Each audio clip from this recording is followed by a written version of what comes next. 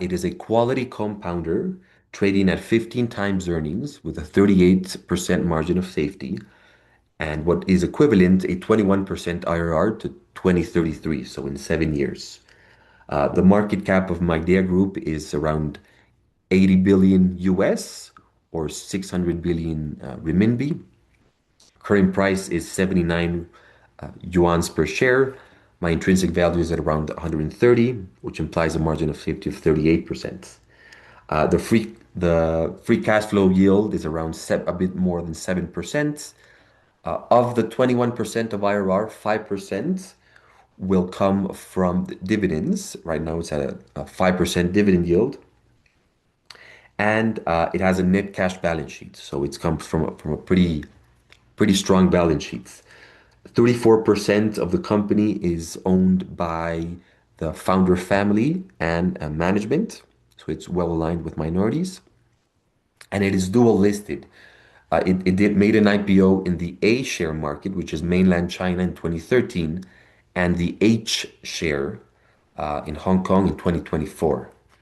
So the market prices a saturated home appliance maker, but actually we are buying an underpriced global industrial compounder. And that's exactly what I'm going to talk about in the next few slides. So Midea is a global OBM powerhouse, not just a domestic white goods play. And just as a reminder, OBM means original brand manufacturer. That basically means that they own and control the whole value chain. They are completely vertically integrated, so they capture a lot more margin from the whole value chain where they are present. They have two engines. Two-thirds of the business is B2C, which is the cash franchise, and the remaining 27% is the B2B growth driver. In 2025, they generated revenues of more than 60 billion US. This grew 12% relative to 24. Net profit was 6 billion, which grew 14% relative to 24. Again, a bit of operating leverage there. The group gross margin is at 27%.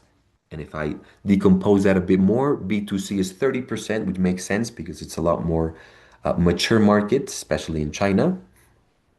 And the B2B is still at 21%, which is, ramping up. Non-China revenue is actually 43% of total revenues, which is actually pretty impressive. That non-China revenue grew by 16% in 25 relative to 24. They have 65 production centers, 43 of which are located outside of China, and Midea sells in more than 200 companies. And again, net cash balance sheet and ROEs of 20%. So with this, the message is that it's definitely a global company. It's based out of China, and it was obviously it became successful in China, but it is now definitely a global company with a large scale and with currently profitable segments. On the left here, the donut graph, I put the B2C, which is again two-thirds of the business, and the B2B, which is the 27% and is divided in four subsegments. These four subsegments are intelligent building tech, energy solutions, robotics and automation, and the one that is neither B2C nor B2B is the logistics segment, which is this small part over here. But we'll get into these subsegments in the next few slides. So again, the B2C segment funds the company while the B2B is drives the re-rate. B2B, for example, is growing 1.5 times the group at scale. So just to get a bit of context there, the total revenues has historically grown between 9 and 10% historically, and B2B is growing around 15%.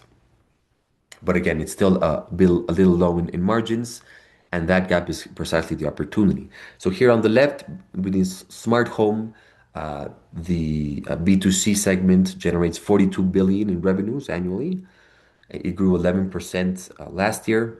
and it's basically composed of home appliances. So this is a residential AC, and here on the right is a washing machine. So Midea has a very strong penetration both in China and overseas in terms of home appliances. And here on the right, you can see the commercial industrial, which is the more attractive segment, which is growing a lot faster, and there's a lot more TAM available outside. It's 27% of revenues. It grew 18% in 25. And this is basically building tech, which is Midea's initiative to sell to commercial clients the bundle of HVACs and elevators. So what this segment does is it goes to the new builds and says, "Hey, I'll set up your whole HVAC system. We are the specialists in HVACs for 25 years, and we can also put elevators." Actually, Midea last year in 2025 bought two elevator companies. So it's definitely getting to the more sophisticated machines and providing better solutions for commercial clients in this case. KUKA Robotics, this is approximately 8% of revenues. This is a very interesting segment. It basically sells mechanical arms to industrial clients, as well as humanoid robots to deploy in factories and homes. We'll get into that in a couple more slides. The industrial tech segment, this is where one of the main moats are. Here, Midea builds compressors and motors for key machines. And these engines are basically the mission critical segments of these machines. And finally, new energy and healthcare, which is, it provides kind of logistics and converters for energy solutions. And mind you, this commercial and industrial segment has been built mainly through M&A activity in the past, call it 10 to 12 years. And here we can see on the bottom an example of this mechanical arm, which is the robot. And here on the right, the large industrial cooler, which Midea installs in commercial buildings and just commercial clients in general. So the moat is the vertical integration that Midea has built over the years and the industrial manufacturing expertise. And just a parenthesis here, I mean, this is a Chinese company, and it's amazing how the Chinese in general have been ahead of the rest of the world in terms of industrial expertise. Midea is just an example of this, and I think it's a great company and a good investment opportunity. But if you see kind of like the amount of exports that China has made in the past, what is it, 2 or 3 years? It's been amazing. It's grown between 15 and 20% per year, in spite of all the geopolitics and the tariffs and what you may. And in addition to that, the quality of Chinese products, I think, has or the perception at least has improved substantially. Probably 10 to 15 years ago with my parents' generation, they thought that, everything made in China was cheap and bad, but now it's not the case. Now I think Chinese brands are known for good quality and reliability and safety, and Midea is definitely an example of this. So sorry, coming back to this slide. So Midea is number 4 worldwide in patent families, which is actually amazing. It has more than 90,000 granted patents, of which 30,000 are from invention. They spend more than $2.5 billion a year in R&D across 38 R&D centers in 11 countries. So it's China and other 10 countries.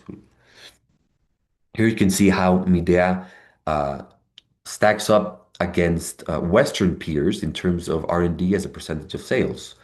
It's not the highest, but it's quite up there, along with Honeywell and Siemens and Carrier, which is the HVAC specialist here in the Western world. And in terms of the I would say the biggest moat that Midea has is the 45% global market share it has in HVAC compressors. Here you can see the graph on the left, the market share that Midea has in core components in the different machines. So it has 45% in HVAC compressors through its subsidiary GMCC, has 40% in air conditioning motors and 22% in washing machine motors. So it's definitely it's definitely built this vertical integration that underpins cost and reliability advantages by having so much market share in such an important part of the value chain of HVAC in this case. Uh, and KUKA obviously gives the robotics arm a top four global robotics platform. So definitely a strong moat to work from. So R&D that Midea spends rivals Western industrials and is converted into component dominance with this large amount of market share.